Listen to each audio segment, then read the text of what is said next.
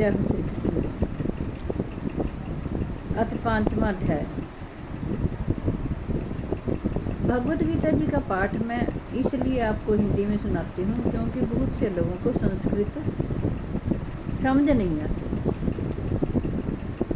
तो भगवान श्री कृष्ण जी ने अर्जुन को युद्ध भूमि में क्या कहा है, क्या गीता जी का ज्ञान दिया है, यही मैंने आपको हिंदी में श्लोकों का अर्थ समझाकर कहा है। मैं आशा करती हूँ आप सभी इसका लाभ उठाएंगे और आप इसको समझेंगे कि प्रभु ने, श्री कृष्ण भगवान ने अपनी दिव्य वाणी में अर्जुन से क्या कहा। 5वें अध्याय का पाठ। अर्जुन बोले, हे कृष्ण, आप कर्मों के संन्यास की और फिर कर्म योग की प्रशंसा करते हैं, इसलिए इन दोनों में से जो मेरे लिए एक भली भांति निश्चित कल्याणकारक साधन हो उसको कहिए। श्री कृष्ण भगवान बोले, कर्म संन्यास और कर्म योग ये दोनों ही परम कल्याण के करने वाले हैं, परंतु उन दोनों में भी कर्म संन्यास से कर्म योग साधन में सुगम होने से श्रेष्ठ है।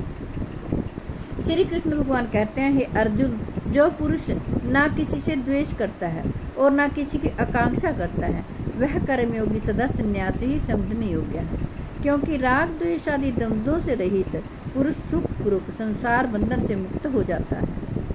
श्री कृष्ण भगवान कहते हैं, उपयुक्त संन्यास और कर्मयोग को मूर्ख लोग पृथक पृथक फल देने वाले कहते हैं, न कि पंडित जन, क्योंकि दोनों में से एक में भी सम्यक प्रकार से स्थित पुरुष दोनों के फल रूप परमात्मा को प्राप्त होता है। ज्ञान योग्यों द्वारा जो परम धाम प्राप्त किया जाता है, कर्म योग्यों द्वारा भी वही प्राप्त किया जाता है। इसलिए जो पुरुष ज्ञान योग और कर्म योग को फल रूप में एक देखता है, वही यथार्थ देखता है।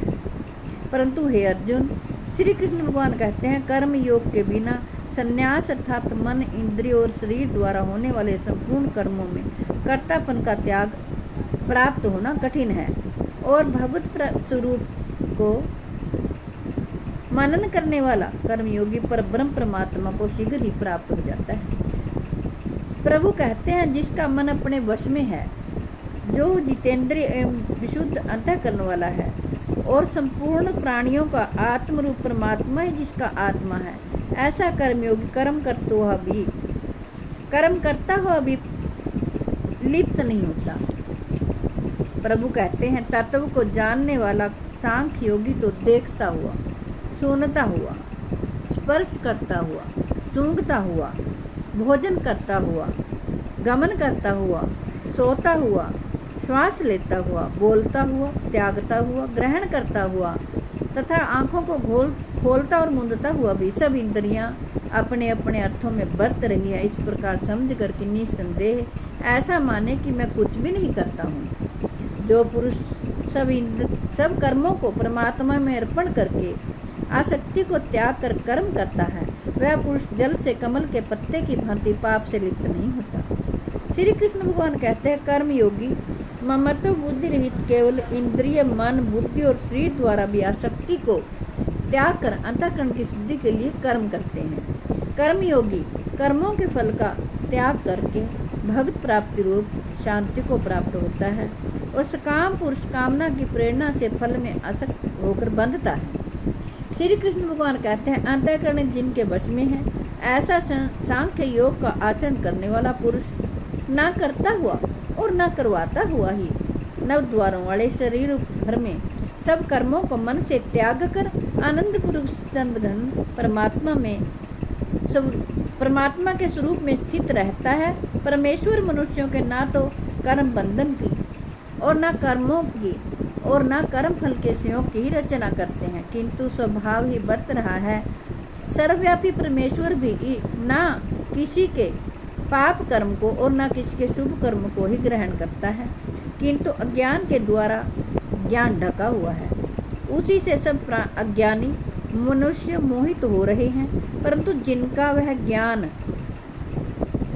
वह अज्ञान परमात्मा के तत्व ज्ञान रूप द्वारा नष्ट कर दिया गया है, उनका वह ज्ञान सूर्य के दृश्य उस सच्चिदानंद घन परमात्मा को प्रकाशित कर देता है।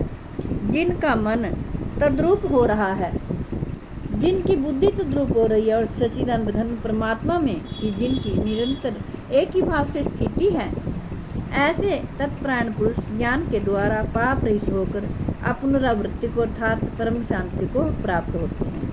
वे ज्ञानी जन विद्या और विचार विनय युक्त ब्राह्मण में तथा गौ में, हाथी, कुत्ते और चंडाल में भी समदर्शी ही होते हैं। जिनका मन स्वभाव से स्थित है, उनके द्वारा इस जीवित अवस्था में ही संपूर्ण संसार जीत लिया गया है, क्योंकि सच्चिदानंद घन परमात्मा निर्दोष और सम है। इससे वे सच्चिदानंद घन परमात्मा में ही स्थित हैं। जिनके सब पाप कर्म नष्ट हो गए हैं, जिनके सब संशय ज्ञान के द्वारा निवृत्त हो गए हैं, जो संपूर्ण प्राणियों के हित में रत हैं और जिनका जीता हुआ मन निश्चल भाव से परमात्मा में स्थित है, वे ब्रह्मवेत्ता पुरुष शांत ब्रह्म को प्राप्त होते हैं।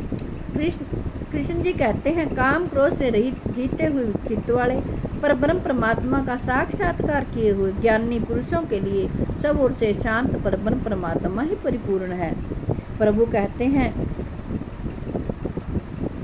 बाहर के विषय भोगों को न चिंतन करता हुआ बाहर ही निकाल कर और नेत्रों की दृष्टि को भृकुटी के बीच में स्थित करके तथा नासिका में विचरने वाले प्राण और पान वायु को सम करके जिसकी इंद्रियां, मन और बुद्धि जीती हुई है, ऐसा जो मोक्ष प्राण मुनि इच्छा, भय और क्रोध से रहित हो गया है, वह सदा मुक्त ही है। श्री कृष्ण भगवान कहते हैं, मेरा भक्त मुझको सब यज्ञ और तपों का भोगने वाला, संपूर्ण लोकों के ईश्वरों का भी ईश्वर तथा संपूर्ण भूत प्राणियों का सुहृद अर्थात स्वार्थ रहित, दयालु और प्रेमी ऐसा तत्व से जानकर शांति को प्राप्त होता है। यह 5वां अध्याय था। मैं आशा करती हूँ आप सभी को समझ आया होगा। 6ठे अध्याय का पाठ मैं कल करूँगी, इसलिए